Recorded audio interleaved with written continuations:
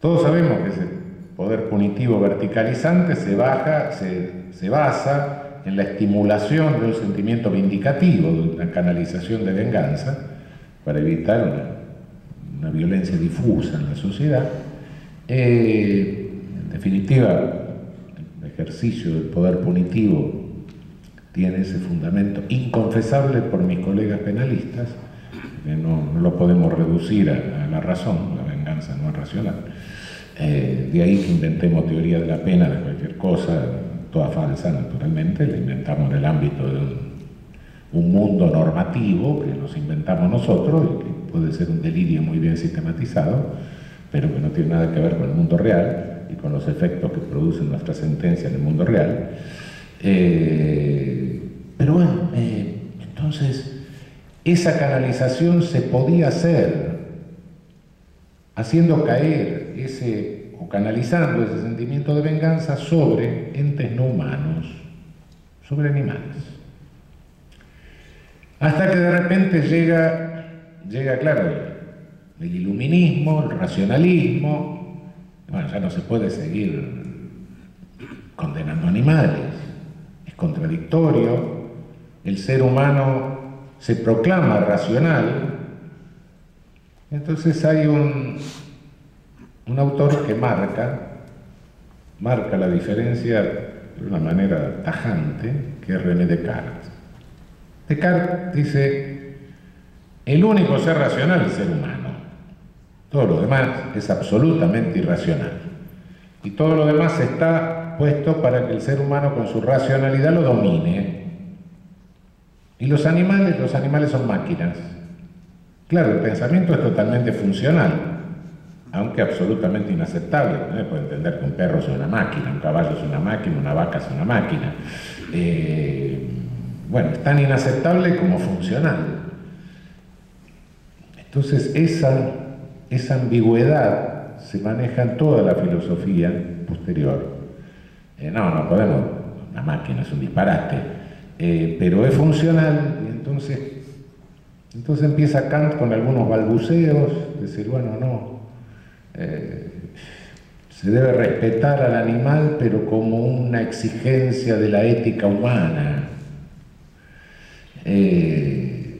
Pero cuidado, claro, no se le reconoce ninguna personalidad jurídica, ninguna titularidad de derechos al animal, pero se le reconoce al ser humano, tampoco.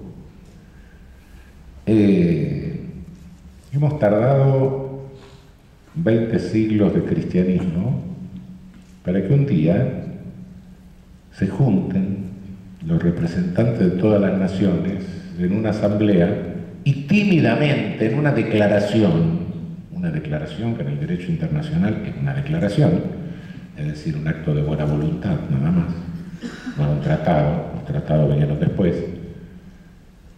En 1948, en ese acto de buena voluntad, diga: todo ser humano es persona. Valiente novedad, 20.000 años necesitamos para decir eso. Y en 1856, hace 150 años escasos, la tan mentada y citada y recitada como argumento de autoridad Supreme Court of the United States declaró que la propiedad era intangible, refiriéndose a la propiedad de un esclavo, y con eso precipitó la guerra de secesión. No me voy más atrás, qué sé yo, la mujer, la situación de la mujer, no, igualdad de derechos, etcétera, el fenómeno. 50 años las mujeres no votaban, empezaron a votar hace 60 años.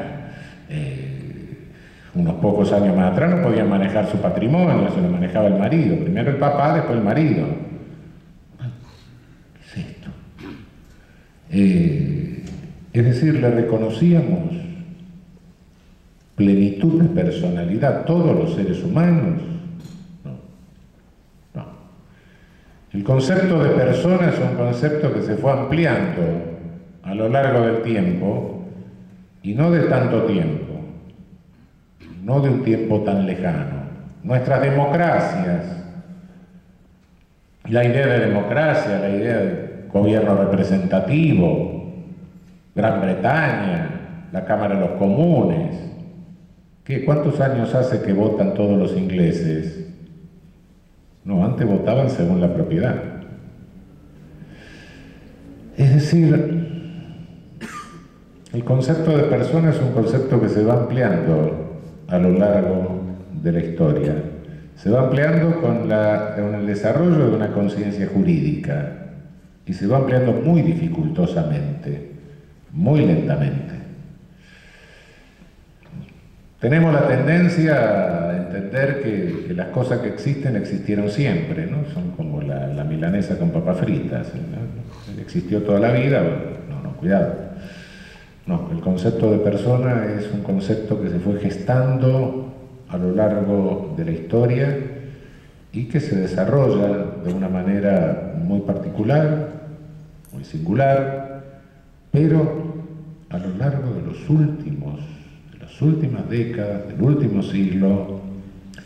Pero está la Declaración de Derechos. Sí, la Declaración de Derechos de la Constitución norteamericana, la Declaración de Virginia. ¿Cómo se explica esa generosa declaración y que había estados esclavistas? Porque esa declaración solamente obligaba a los legisladores del gobierno federal, no a los legisladores de los estados, de las provincias.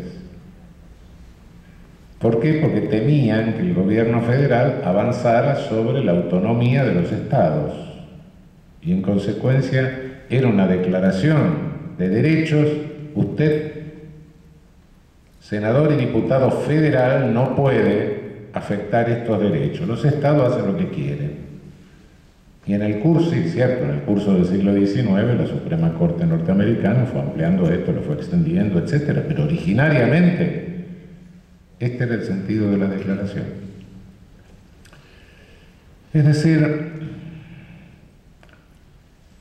no es que no se reconocieron los derechos de entes no humanos, no se reconocieron los derechos de los entes humanos. El concepto de personas es un concepto que no está completo ni dado. El concepto de sujeto de derechos no está completo, es un concepto dinámico. Recordemos que filósofos como Hegel, el gran Hegel, decía